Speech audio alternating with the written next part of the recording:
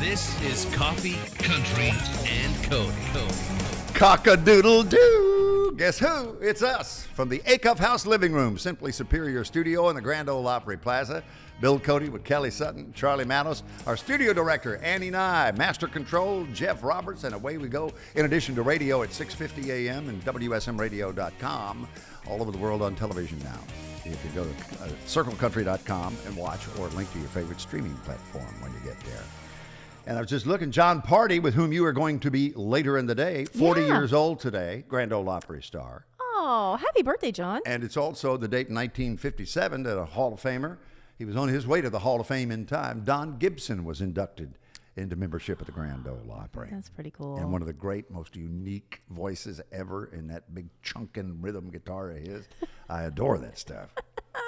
I like it. What are you looking for in a guitar? I want a big chunkin' rhythm guitar. You got one of those? I tell you who continues that tradition, Ranger Doug. Yeah. It's that same sort of sound. I like that. Rhythm chunk. Mm-hmm. Well, we got lots to get to. Country music is just spilling out over the edges this morning, including Kelsey Ballerini. She's celebrating the 10-year anniversary of The First Time. I can't believe it's been 10 years for her. So we'll talk all about that, plus where she's going to be summering. She's going to be spending some time off as soon as we wrap up The Voice. And Sesame Street, the show that we all grew up with and love so much, reimagined for Netflix. You know what's funny about summering? Summering. Very few people wintering, right? Yeah. But Charlie Daniels wintered. Remember, they would wrap up the year, say around Thanksgiving, starting in December till like February. He and Hazel would head to Durango, Colorado. So they were wintering. They would go out there when it was the coldest. I think I think our other Charlie friend McCoy's got it better. He just goes to Florida for the Yeah, winter, I like that. the rest of the world does. I think we'll want to go with Kelsey this summer anyway after you hear this story. More Coffee, Country, and Cody is on WSM. Wounded Warrior Project empowers post 9/11 veterans and their families with life-changing programs and services. I realized I could be successful in a civilian career. We stand by warriors and advocate for their needs going forward. They were by my side in the hospital, and they're still with me today. Through our programs, community, and advocacy, we're proving anything is possible. Learn more at woundedwarriorproject.org/connect. We're just looking at some of the great work that they do. The Wounded Warrior Project. If you need more information or if you would like to make a donation, very easy to do. Again, woundedwarriorproject.org. You can find it all out right there, woundedwarriorproject.org. And one of our hero Wounded Warrior friends, and we feel like he's a colleague. We see him all the time. He's coming back to the Grand Ole Opry. Sal Gonzalez, good to see your smiling face, man. Good to see you too, Cody. How are you doing? We're doing good. How are you? I'm doing great. So I was just thinking, what were you doing about a year ago this time? You remember? Oh. On, say, the 21st of May. I was, we were here, weren't we? Yeah. You were debuting like, on the Grand Ole Opry. And here you are a year later. Kind of like a homing pigeon. You've just made your way back. Exactly. You can't keep me away. I live near here, so I'm just going to keep knocking on the door till you let me in again. That's fantastic. So what do you remember about that night? I know that it was a huge night. There's a lot going on. There are a lot of people around. But what do you remember about performing on the Opry for the first time? It's kind of an ineffable experience. You're up there and it's hard to really describe the emotion that comes with it. A lot of it in my head was like, don't say the F word, but the most memorable time was hanging backstage with Craig Morgan and getting to tell him the story that he totally didn't remember. That's awesome. Yeah, I pitched him Heroes years and years and years ago. Oh, did you know Kim? I did. And we're going to see and hear that here in just a little bit, by the way. Yeah, and he turned it down. He just stone coldly said, absolutely not. And it was the worst. Crushed my soul, but it is what it is. Everybody's got one of those stories where they come back and they're like, ooh, I passed on that? Ugh. This is the music business, Sal. That's exactly what he said. Oh, I bet. I absolutely imagine that. There is a kindred spirit with somebody like Craig in knowing that you've been through some things that are certain similarities. What was it like for him when you were talking to him as a colleague and being one-on-one with him as a songwriter. That's a different element than as a soldier. Yeah, well, number one, Marines don't respect Rangers regardless. So I'm joking. Shots fired. I hope he's listening this he morning. gets his shots in. I'm sure. Every single night. I'm sure he's gonna come back with some crayon line. No, it was really special to just get to talk to him about the craft and the singing and stuff, because I taught myself how to sing backup vocals singing at Craig Morgan Records. So it was really cool just to share little things like that and, you know, bust his chops a bit, as we like to do. So in getting ready for tonight, what's different from that debut a year ago? Well, tonight I'll be playing with the Opry Band. Last year I was all by myself, and so I'm kind of preparing to play with a band I've never played with before, but they're amazing, so I'm sure they'll be able to take up any slack that I mess up. It's literally one of my favorite things to go early and watch the band rehearse with an artist that maybe they're playing with for the very first time. It's like within 4 minutes, it's like they've been playing that song 40 years. It's just crazy how good they are. It's like magic. Yeah. It really is. Yeah. Even as like a professional musician, it impresses me every single time. So I don't understand how talented they are. So we'll get to see your performance of Heroes from last year in just a couple of minutes. But the Sal we see in front of us this morning looks very not much at all like the Sal we first met 3 or 4 years ago. You truly have gone through a life-changing experience. Yeah. I mean, in many, many ways, obviously, but just physically, formatively, it's been crazy. Yeah, for sure. Over the last couple of years, I've lost about 90 pounds doing bicycling with Wounded Warrior Project, our soldier ride program. It kind of lit a fire under me, and I really got passionate about riding my bicycle around.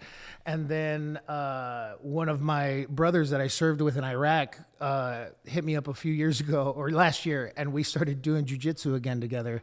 And for some reason, violence really maintains my attention. Fuels the hate fire. Nothing like good, clean violence, I always say. So for people who don't know your Wounded Warrior backstory in military service, why don't you catch them up? Sure. I grew up in East Los Angeles, and I my parents are immigrants, and they instilled a love for this country in me. So after 9/11, I decided I was going to join the Marine Corps. And where'd they immigrate from? They immigrated from Mexico. Mexico, okay. Yeah. They immigrated separately, met here, fell in love here, had me, got married. Kind of wish those last two were flipped around. But so I joined the Marine Corps, went off to boot camp and training. I became a machine gunner. I was stationed with 2nd Battalion, 5th Marines. And a year and 10 days into my enlistment, I had been in Iraq for 2 months. It was October 31st of 2004 when I got hit by the 7th bomb of that deployment. That bomb ripped through the rear left passenger door, injuring my buddy Kenny, injuring myself in the leg, and unfortunately killing our lieutenant. His name was Matt Lynch. He was from Long Island, New York. And when I woke up in the hospital a week later, after my parents left the room, in walked a gentleman from Wounded Warrior Project, and that was like the start of my relationship with this wonderful organization. And what facet of your life was changed the most, things you were dealing with Wounded Warrior? For me, it was a lot of anger that stemmed from survivor's guilt. I was angry. Explain what that is for people who may not know. Totally. So when I retired, I came to Nashville and I was living my dream. And a lot of my friends were still getting shot at. And I felt like a coward, because I first couldn't go back, or didn't try hard enough to go back, or whatever the dumb excuse I had in my head was. And so I quickly tried to hide from a lot of those emotions with substance abuse.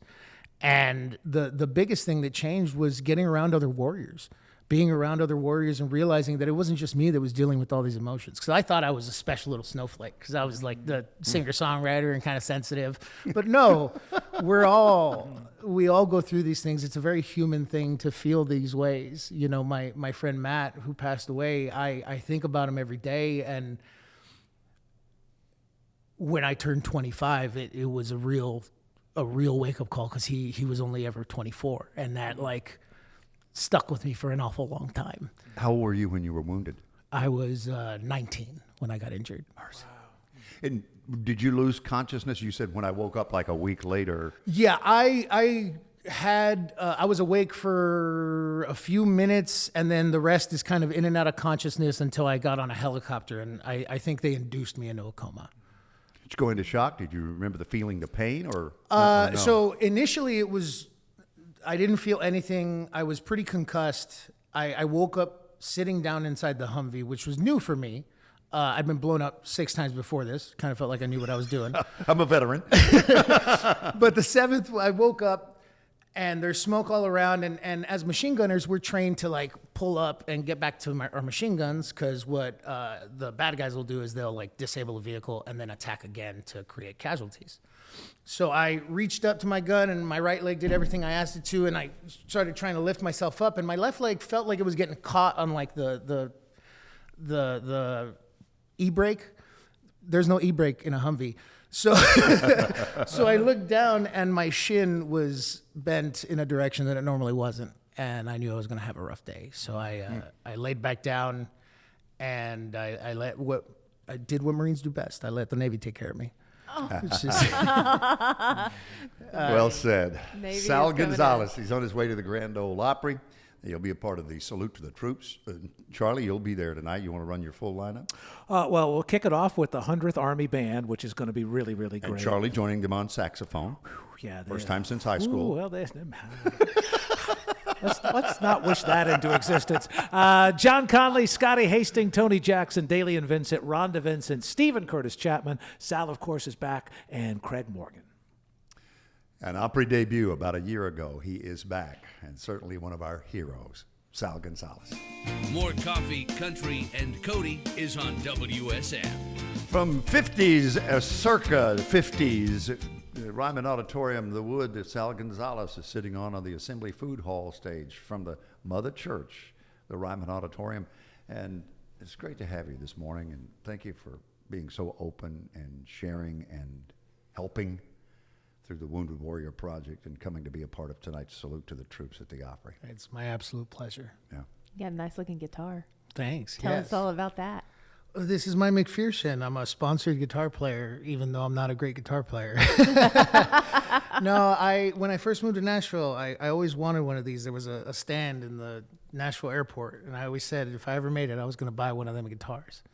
And a couple years ago, I was on a show called America's Got Talent, and the minute they told me I was going to be on national television, I called my friend who worked at McPherson. I was like, hey, I'm going to be on national television. Do you guys want to give me a guitar to play, or Just what's flip going me one. Yeah, that's good. This was literally 3 minutes after they said, no, don't tell anybody. Yes, quite literally. They said you could tell your mom, but don't spread it around. Sure. Immediately. Catch us up. Take us back to America's Got Talent. What was the audition process, and how far did you get? The audition process was kind of weird because they called me. And so I had like a private audition in Nashville with some producers. And then they sent me out to film in New Jersey. And I got to audition in front of Howard Stern and Heidi Klum and all those folks. And they passed me on, and I got to Judgment Week. And they voted me off on Judgment Week. Yeah, I think it has to do with the fact that I was going through some stuff at the time. They kept wanting me to like really put up the sympathy about missing a leg, and I'm not really that type of person. And at some point I yelled at a producer, and I was like, look, if I lose, are you going to cut the other leg off? And she didn't have anything to say to me after that. It was kind of, I was like, these aren't big stakes for me, lady. Stop it. We're just having fun now. We're just playing music now. Well, you know what? You ended up at the Opry stage without that. So Exactly. that's exactly how it's supposed to work You out. talked about growing up in L.A. a little bit earlier. When does music come into your life? And when does the military come into your life? Well, I've been a dirty hippie musician ever since I was a child. My father was a bass player before I was born and played in like Hispanic, like Los Lobos type bands. Oh, okay. And so when I was born, music was just all over the house. There was guitars hanging everywhere. There was basses hanging everywhere. And The first time I got on stage, I sang La Bamba with my dad at 3 years old at my aunt's wedding, and he just created a monster. Yes, that's all I've ever wanted to do. Well, I could just say the setting, and what you just said, you were the star of the show. Exactly. It's so funny because when you mentioned Los Lobos, obviously, Richie Valens and La Bamba instantly came to mind from the movie. Not that they don't have a lot of other great songs, but that was the first one. Yeah. Oh, and Los Lobos, they were hugely influential on Dwight Yoakam and that whole cowpunk thing that was going on in L.A. Yeah, they were huge. My dad hated them. Did he really? Yeah. Well, they would play Battle of the Bands together, and Los Lobos would always win. What was your dad's band? That nobody you would have ever heard of. Rest his soul. Well, Sal Gonzalez is on his way to salute the troops tonight, along with a lot of other folks. Charlie's going to host. It was the 21st of May, a year ago, that Sal debuted at the Grand Ole Opry, and he's coming back tonight. One thing we've heard from so many veterans, when they come back, one thing they miss is that sense of team. Like suddenly you go from being surrounded by the same team all the time, and literally, it's life or death, and then they're not there. Is that one of the things that Wounded Warrior has given you as well, along with obviously a lot of support in many respects, but I got guys, I got my team still. Is that part of it? Community. Yeah. Community is so important, because when I was going through the worst of my depression and my substance abuse, I was a self-isolating person, because you build these walls around you. How many people have served? And that's one little brick in your wall. And then of those people that served, how many of them have been wounded? And that's another little brick. And then of those people, how many are missing a leg? And you can just build this wall of loneliness in front of you where you don't identify with anybody regardless. And the first time I got to go on a Wounded Warrior Project trip to my soldier ride and be around other veterans, it was like coming home again, because you're right. You go to war with these people. You rely on these people literally to survive. And you come home and people are flaky. And so it's a little bit disappointing and it's disheartening, but having that community and being around other veterans reminds you of the fact and lets you know that you're not alone. So for somebody who's going through exactly what you described, that you've worked past at this moment in time, watching and listening all over the world, what do they need to do? Number one, if they can, sign up for Wounded Warrior Project. And number two, go out there and find your community. It doesn't matter what it is. It could be art, it could be music, it could be sports. I do jujitsu, I do all sorts of weird things. And there's these groups of people that are there for you, that are willing to help, that are willing to be your community and be there for you when you need them most. All you got to do is open up. WoundedWarriorProject.org. Not only can you find out about their great work, which Kelly was talking about earlier, but you can donate when you get there as well. I'd love for you to play us out this morning. What you got? Sure. I like I said, I never planned on joining the military. I was always going to be a musician. And I was built for this life. I love traveling and playing music for people and making them happy, but there's some things about this life that aren't the best. And I didn't learn that until I became a father. And as I've played this for people around the country, I've noticed a correlation not just between people in the military, but between people who are civilians and just travel for a living all the time. So this goes out to anybody who has to be away from their family. This is off my upcoming record that I'm doing with Eddie Gore. It's self-titled, coming out in the summer. How special was that, Kelly Sutton, Charlie Maddox? Incredible. Huh? Moms have a way, don't they? I remember my first radio job I was on from 5 to 10 in the morning. My mom said, well, what are you going to do the rest of your day? Get a part-time job? I'm like, What's your mother's thanks, name? Mom. Mary Helen. So in closing, what does Memorial Day, the approaching holiday, mean to you, Sal Gonzalez? For a lot of years, it was a day to remember my friends. But the truth is, I do that every day. And so for me, on Memorial Day, I try and do something that would make them proud. And that's either being of service to my community, teaching my kids something, taking them out to a Memorial Day celebration and letting them know what this whole day is about. And I encourage any veteran that's out there that has a rough time around these holidays to just go out there and do what your friends would want you to do. Sal Gonzalez, as always, so well spoken. Thank you. How old is your son? My son is 6. Ooh, what's his name? Want to give him a shout out? Trace. Trace. How's it going? If I don't say my daughter's name, she's going to murder me. Oh, that's right. Mary Denton. Hi. Listen, she's 3 and she's a savage. Oh, Wonder where she gets that. No idea. All right, we wrap it up. WoundedWarriorProject.org for more information. And we're going to celebrate with Sal a little early for Memorial Day tonight. And remember, that's the Salute the Troops show at the Grand Ole Opry. Charlie Matos hosts Big Red Curtain, 7 o'clock. Lainey Wilson, look into my eyes. True love. Every time I take a bite of my Whataburger double cheeseburger, I think about you. Have you heard her new endorsement for Whataburger? Listen, we had a running joke when we were at the ACMs. And I did hear she was chasing a rabbit down the driveway. I told you. Sounds like it. Sounds like it. When we were at ACMs, we walked in to get lunch, and there's a cardboard cutout of Lainey, and she's holding a bottle of, it was like, I think, bourbon. And then we walk around the corner, and there's another cardboard cutout of Lainey, and she's standing there with Coors Light.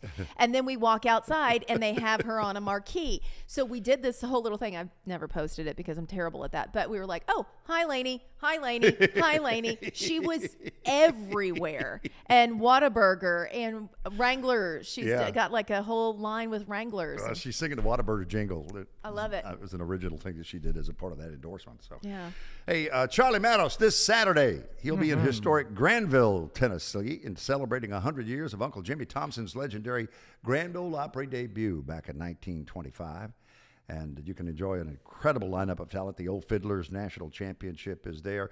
Bill Anderson's going to be with you, I think. Bill's going to be there. They're unveiling a new music marker for Granville as well, so it's going to be a lot of fun. And 11 o'clock, 11 to 1, a live broadcast. We'll be out there. All right. Absolutely. Looking forward to it. Charlie. It's such a beautiful drive. It's so picturesque right on the river. It's gorgeous. Yeah. You're going to check on that deed for me for the Sutton? The Sutton General Store? Yeah, just making sure. Yeah. Well, I'll make. Listen, if there's money owed, they'll be happy to have you along. I don't need to know if there's back taxes or anything like that. But, just if they were looking for somebody. It's truly stepping back. Oh, it's man. great. Yeah, it's very Mayberry-esque. Yes. Wouldn't you I say? love that. 11 o'clock, couple of hours with Charlie this Saturday, Granville, Tennessee, as they celebrate the legendary beginning of what we know as the Grand Ole Opry. Yeah. It was the barn dance, or old-time tunes, I believe is what Judge Hay referred to it the night he had Uncle Jimmy Old-time on. fiddle tunes? Yeah, and then it became the barn dance, and in 27, the name from Grand Opera to the Grand Ole Opry, lightning in a jar. Locked it in. And just for anybody that's watching, in case you don't know, we are actually located off of Briley Parkway. We are not downtown anymore. I had a gentleman that came to me at an establishment, and he said, y'all are downtown. And I said, well, no, sir, we haven't been there since 1974. We are now located at the Grand Ole Opry House, and we have been for 50 years. Well, listen, if I want to go to Grand Ole Opry, I'll go to the Ryman Auditorium. I did. I looked at myself. Well, if you buy tickets and you go downtown, you're not getting in because that's not where we hold it Kelly anymore. said he got argumentative about it. He was feisty. He wouldn't buy in his And I was 1974 new Grand Ole Opry House I bid. said, sir, I work there. Did not matter that I worked there. It was fine. You should have told him I'm more of a Dixie Tabernacle kind of Grand Ole Opry person myself, or a War War Memorial Auditorium. War Memorial Auditorium. Yeah, Dixie Tabernacle was on Fatherland Street. Oh, it was a dump. It was wood benches and dirt floors, Oh, it was a and pole. it burned to the ground. It was awful. It was a dump. I pictured this majestic place. It sounded like Sure. so beautiful. And when I saw a photo, I'm like, oh, this is awful. It was No wonder why we right? got out of there. It was a tobacco barn. Come see us out here. It's nice, I promise. All right, Country Music Hall of Fame and Museum just opened up a new exhibit, and it's all about Dolly Parton, her 60-year career, if you can believe that. It's so cool. Everything included, including handwritten lyrics. There are instruments there, pieces of her clothing. You can see medals and honors just abound, and there are some of her instruments included. The exhibit really focuses on turning points throughout her 60-year career, where she overcame obstacles, ignored the naysayers, and became one of the most beloved and widely recognized celebrities across the world. If you want to see it, it's open today, and it goes all the way through 2026. So you got time. You don't have to rush out there to go see it. But it's called Journey of a Seeker. And I found out it is included with museum admission. So limited number of tickets for the exhibit are available each day. That's what you have to do. So when you get your museum admission, you say, hey, I want to go see Dolly's exhibit, and it's a separate ticket, but you don't have to buy it. You just have to reserve it. Well, you were charging me double earlier. I mean, let them in free and charge them dearly for the food. That's what we do. Thank you, Mr. Acuff. There it is. Yeah, you said pieces of clothing, and I thought, you could take pieces of clothing and make a coat of many colors. You sure could. You sure could. You know what I looked at? The shoes. Her foot's a little smaller than mine, but I would squeeze to get in there. I really would. All right, Kelsey Be worth Ballerini. the discomfort, you think? I would, yes. Pain is beautiful. What was the line that she had from Steel Magnolias? What size do you wear? Well, I wear a 6, but a 7 feels so good I buy an 8. I always say that. That is my line. And juice is better. Juice is better. Yes. So should I get her a cookie? No, juice is better. Shelby. Drink your juice, Shelby.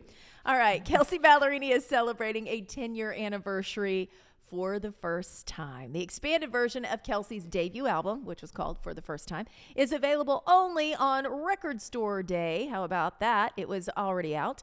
And now it's coming to streaming platforms. So she is really excited about this. Originally released May 19th, 2015.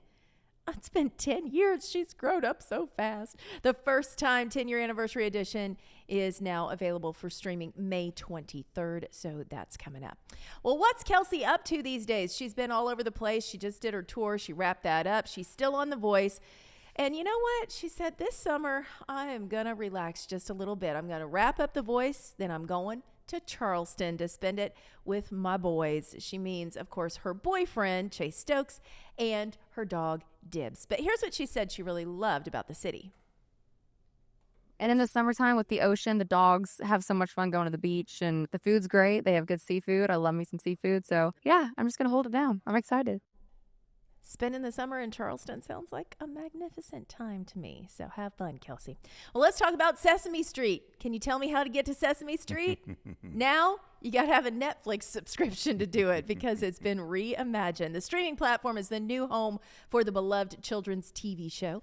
Elmo, Big Bird, and the rest of the Sesame Street gang are headed to Netflix for an all-new, reimagined 56th season of the show. In addition to brand new episodes that are coming later in 2025, the platform will be home to 90 hours of previous episodes of the show. Segments like Elmo's World and Cookie Monster's Foodie Truck will also make their return to the new episodes. Hey, we're back to wrap it up for television anyway. We will continue on WSM Radio after a break, and we'll get you all set for tonight's Salute to the Troops at the Grand Ole Opry as we celebrate Memorial Day.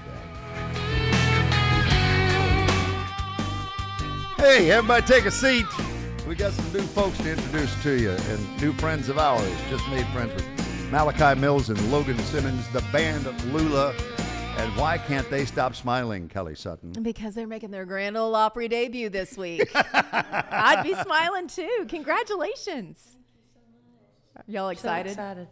Oh my gosh, yeah. It's definitely wasn't something that was super expected, so we're so happy. Yeah. And that is a Georgia accent you hear this morning. A North Georgia accent. Oh, so that's different than like Central and South Georgia? Yes, I think so. And Malachi, is that home for you as well? Yes, sir. So we met each other when we were about 14 years old and in the same town. So we've been lifelong friends there in Gainesville, Georgia. What was it like growing up in Gainesville at 14? What were y'all getting into? Oh man, bonfires and hanging out at the pool and just doing, hanging out at the lake and just hanging out with friends. And Lake Lanier, right? Yeah, Lake Lanier. Oh, that's beautiful. My mother and father had a couple of friends that they had made during mission work in their lives. My father was a pastor. Okay. And they reconnected after many years, and we went down for a couple of weeks one summer. They lived right on the lake. And this was before the Atlanta explosion, where it kind of became like much Middle Tennessee now, suburban Atlanta. Yeah, it's a great area. We love it. Yeah. We visit often, and that's where all of our a lot of our fans are. We have great hometown support, so we love our hometown. That's actually how we got our name, the Band Loula. Loula, Georgia is right outside of Gainesville. It's where she grew up most of her life. Population? Oh, I don't know, but the only thing there's a Dollar General, so you use your imagination. There's over 20,000 Dollar Generals across America, so savings are right in your neighborhood. We do the Dollar General commercial all the time on the Grand Ole Well, I Opry. love Dollar General. So we know they should sponsor me. They got produce now. I make dinner from there. Download the app, save time, save money every day. Dollar General. 2,822 is the answer to Loula, Georgia population. Okay. Wow. Not bad. That sounds Big like a town. big number, don't it? And we don't have sewer, but we got a Dollar General. We still own septic. So when did you guys officially become a band? Obviously, you were hanging out and growing up together. When did you look at each other and go, I think this is like a band, a real thing? We made some YouTube videos together, some covers that we did, and put them on YouTube, and we got some response from our friends. And I remember, we don't tell this story a whole lot, but I remember I was in a Publix parking lot, and I just got a box of fried chicken. I remember because the smells, sometimes you just remember stuff. And there's another endorsement opportunity, Publix. There you go, yeah. Fried Publix. chicken is good. Yeah, but I got a phone call, and they were like, Logan had called me, and she said, hey, somebody had seen our videos, and they want us to play at this farmer's market not the farmer's market, for some type of event for 3 hours, doing some covers and stuff. And I was just like, I think we should just start a band, because I don't really want to play 3 hours of cover music. We started I do that writing. too much. I've done that too much. Yeah, and he was already doing, he had a solo career going, so he had a reputation in town, and I would go to watch him. I remember going to Dahlonega to watch him at like the Picnic Cafe in the corner, and I just admired what he was doing. And so when he asked me to do that, we started writing songs together. And I would say probably 2020, 2021 is when we were like, okay, wheels to the ground, let's do this. We started painting our logo on painter's cloth and doing house shows in the pasture, and just did our thing from there. So was this before or after Ashley McBride put Dahlonega on the map? Because I had never heard of Dahlonega until I realized they had a dive bar. So this was after that. Okay. Yeah, a little bit after. I believe Dahlonega had a gold rush. Did they really? Back in the day, historically Okay. speaking, if I'm not mistaken. That's one of the things that put Dahlonega on the map. Yeah, That's yeah, right. they sure did. Yeah. I like that thing. What you said about you had something in the pastures? We had a house show in the pasture. So See, that you should start a tour, kind of like Luke Bryan's farm tour, with house shows in the pasture, and just travel across the country. we would love that. You want to sponsor it? Because I'm ready. We'll show up on random farms across America, and there you are. Actually, you're going out. Speaking of touring, Dirk Bentley, right? Yes, sir. Yes. Tell us about that. When you got the news and how you got the news. Oh goodness, it was in January. We had just talked to our manager, and she actually said, "Yeah, I don't know if this is gonna, work." She wasn't being discouraging, but she was like, "I think we have a little more There's work a lot of people. to do." There's a lot of people putting in for it. Yeah. And then like that same evening, she calls back or she texts back and she's like, "Hey, here's some updates on other things we're going in. By the way, you got 34 shows with Dirk Bentley." Yeah, it was we're very just shocking. like, is that real? Yeah, I just fell on my kitchen floor, started crying, and then I called him, and I'm like, "So are you excited?" And he's like, "What are you talking about?" I'm like, "Look at your text message." Look. So I had to hold in my whimpers until he knew too. And we both were real happy. All right. So do we take Hank on the road, or do we have a pet sitter to help with that? Oh, Please tell goodness. Kelly who Hank is. Hank is my pet cow.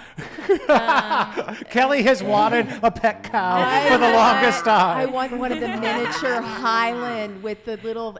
Does he have bangs? So he's not miniature. He's very fat, and he is 1,500 pounds. What breed? He's a Scottish Highland. Okay. Oh, he is. And he's red and furry. But we kind of rescued him when he was little. His mama, sometimes cows, the mama doesn't want him or don't take to him. So we thought he had already passed. And my dad and my stepmom nursed him back to health and bottle fed him, and he came in the house and all the things. So they took his horns, you can cauterize them where they don't grow in so he doesn't kill us when he gets older. And so he's just a big fluffy teddy bear with no horns. He looks like a cartoon character. It's funny. Will pet sit anytime you need me. I volunteer. As a parent, Kelly didn't reject Reese until she became a teenager. Well, she rejected me. What are you talking about? Does he still come in the house? Oh, yeah.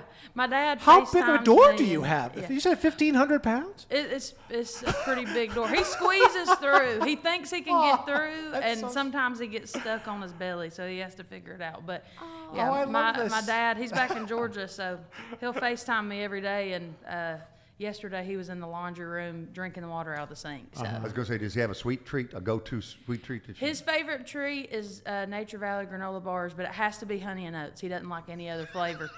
He will turn down a peanut butter flavor. He'll spit it out. It has to be Honey and Oats. And Hank's good with you? He's great. Okay. That'd be the litmus test, though. I mean, if the cow hates the partner, it's not going to work out on the road. I'm sorry, I got to find a different guitar player. No. He tolerates me. Okay. Yeah, he tolerates me. Yeah. I would love a T-shirt. I think you guys really need to work him into your merchandise. So he is. Yeah. He is. Okay, great. We'll get you great. a shirt. We Love have a real comfort color, just soft. It's got his big face right on the front. That's what we needed. Yeah. That's what we needed. Have y'all met Dirk yet? Through text message. We haven't met him in person yet. He sent us some kind messages. We're looking forward to hanging out here soon, getting ready for the tour. Well, if he's up and he's in town, he's usually listening. yeah. So he keeps us honest. Yeah. Running Off the Angels, that's what we're going to feature first. Set that up for us. Give us a backstory. Yeah, we wrote this song with Peyton Porter, which is a friend of ours. She actually is from Dawsonville, Georgia, and she writes for Jody Williams songs. And this is just kind of a product of my personal story and kind of our experiences combined to turn into a story that we hope is helping people through their own journey. And really, if you're from the Bible Belt, there's a lot of can be a lot of judgment around that. And but it's good, clean judgment. Right. That's right. But sometimes you can feel a little judged even when somebody doesn't know you yet, and we want that to change and want love to be the first step always. So this is just kind of a product of that thought. Well, the band Loula, Logan and Malachi, all over the world now on WSM Radio at 6:50 a.m., WSMRadio.com, our app, iHeart, and watching on Circle Television at CircleCountry.com. More coffee, country, and Cody is on WSM. From the Assembly Food Hall stage, we welcome the band Loula, and that's Malachi Mills and Logan Simmons this morning. They're debuting at the Grand Ole Opry on Friday night. Charlie, you're hosting Friday, right? I am, and I referenced Ashley McBride and Dahlonega, not realizing that Ashley McBride's on the show Friday night. So it's quite the Georgia connection there. Dustin Lynch will be there as well. Obviously, the band Loula making their Opry debut. And I'm also very excited for Taj Mahal and Kebmo together as Tajmo. Playing the Opry for the very first time too. So, but you're working with a lot of our friends. You're going out on the road with Dirks. You've been in the studio in the past with John Osborne of Brothers Osborne. What's that experience been like? It's been awesome. It's been awesome. We feel very, very creatively free, and he's got great vision that feels very unified with what we're doing and our style of music, and so we're super excited to share with the world some of the records we've been working on. So do you feel inferior as a guitar player when John's sitting around with a guitar playing? Absolutely. Most people do. Absolutely. Yeah. He is a shredder.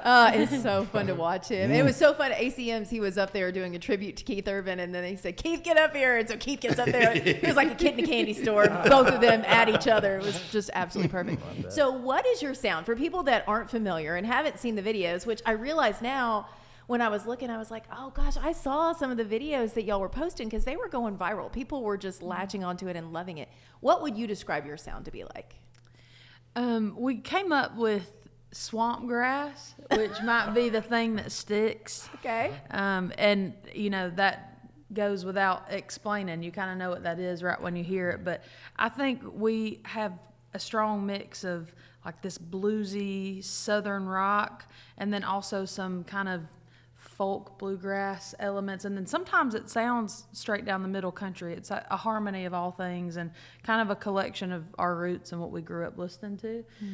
We take a lot of inspiration from duos, like Brothers Osborne and like the Civil Wars as well. So it's kind of a blend of everything. But you went out with Ashley McBryde too, did you? You guys had, Yes, sir. Yeah. Yes. What was that like? What'd you learn from her?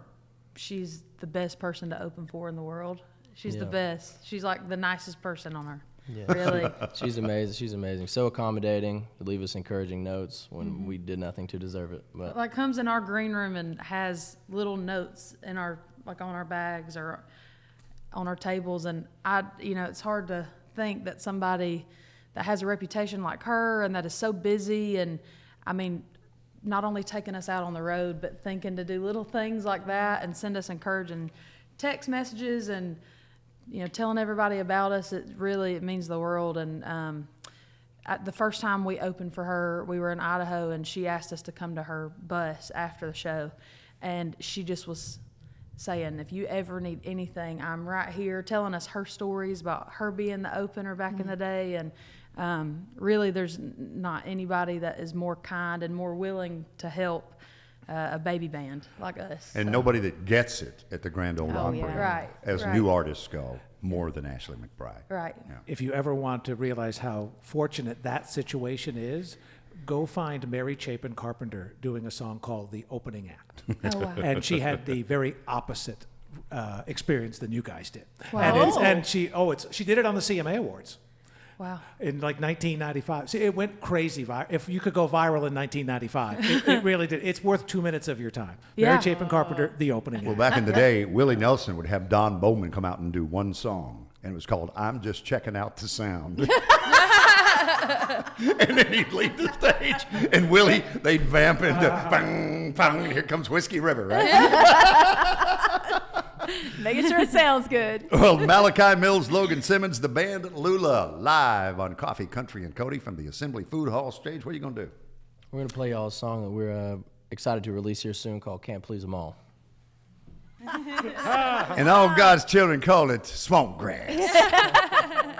The Band Loula. Thank you so much. Malachi, Logan, thank you so much. And the dynamic there is you got your eyes closed and you're a blues singer. And I look over at Malachi is rocking that guitar. And he's got his eyes wide open looking at you and a big old smile on his face.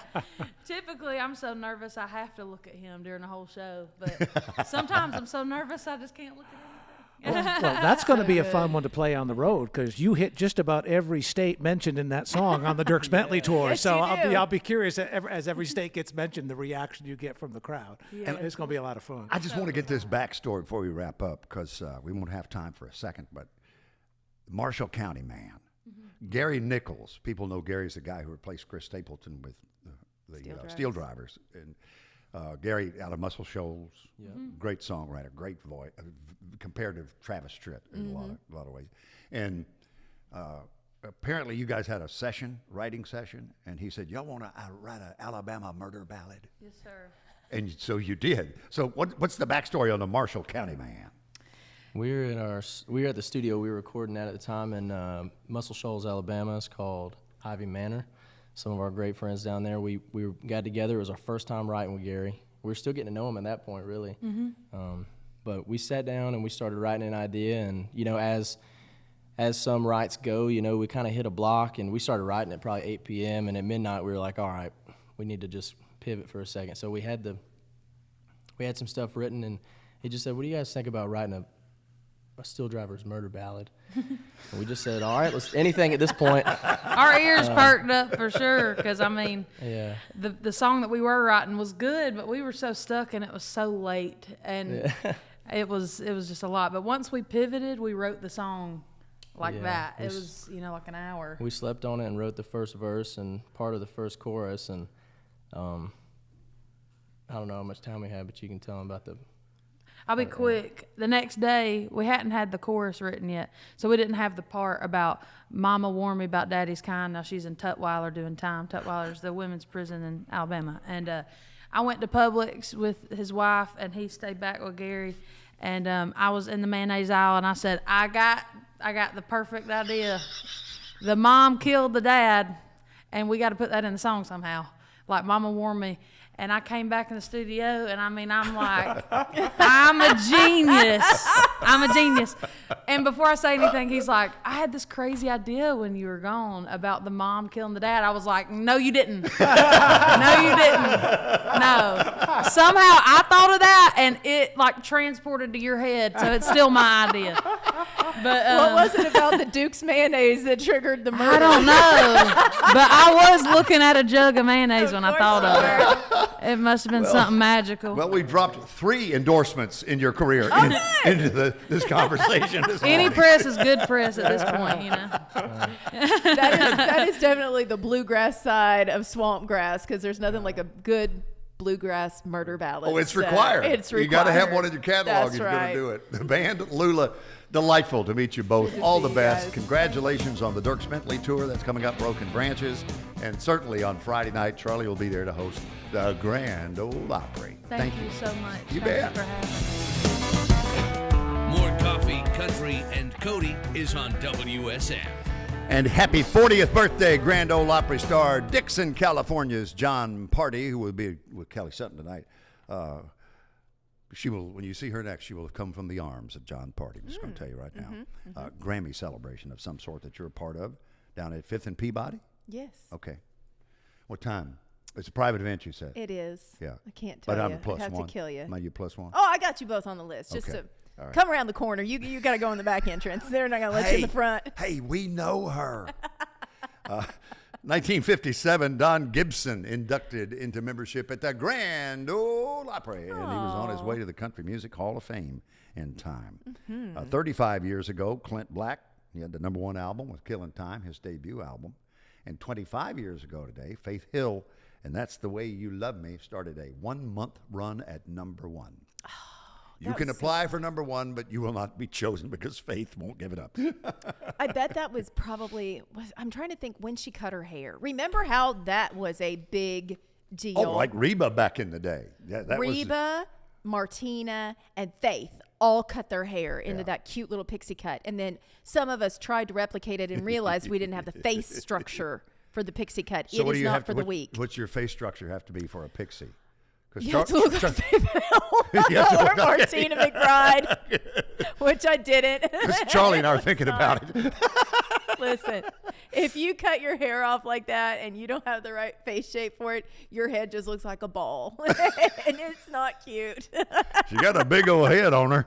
Boy, her noggin is quite large. I'm not sure. Noggin. I love that. I hadn't heard noggin in a long that time, is not Kelly. what we were looking at. Yeah. Unfortunately, I ended up with it wasn't a pixie cut, but I did have a short haircut, not by my own volition. It was a haircut that went bad that they had to even out. And it was not cute. So it was patchwork. It was patchwork. Okay. Yeah. It was not cute. There are pictures. I hope you never see It was a factory second. Woo! Y'all, it wasn't pretty. It wasn't pretty. Okay, entertainment headlines. Let's tell you what's happening. Get ready for it because the Grand Ole Opry is going to the rodeo. The rodeo theme carries over next week because we're gearing up for the first ever rodeo at Bridgestone Arena.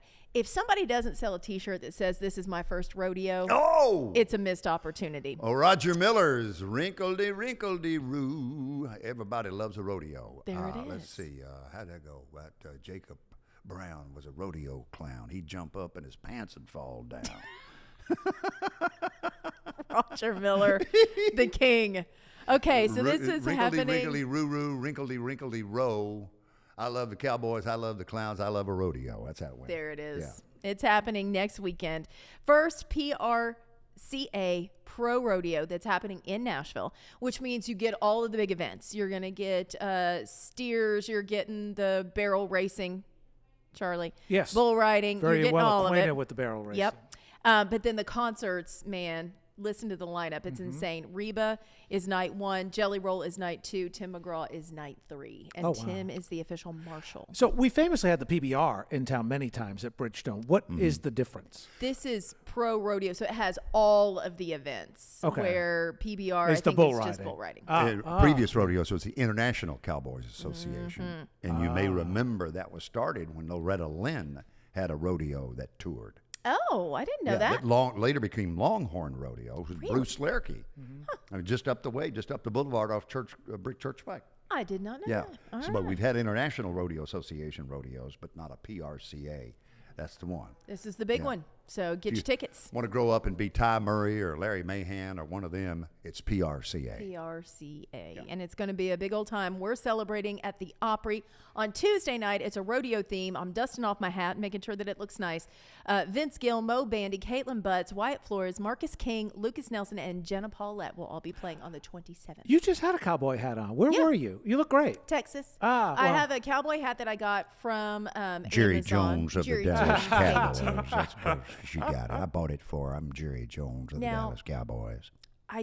Here's a question, and you'll know the answer. What is the timing for the straw cowboy hat versus a felt? Oh, that's a good question. A lot of people get that messed up. 'Cause you- Memorial Day and Labor Day. There it is. Yeah. Okay. Oh, it's like wearing white. Yeah, then I can wear a straw then on the 27th. Probably won't, but I could.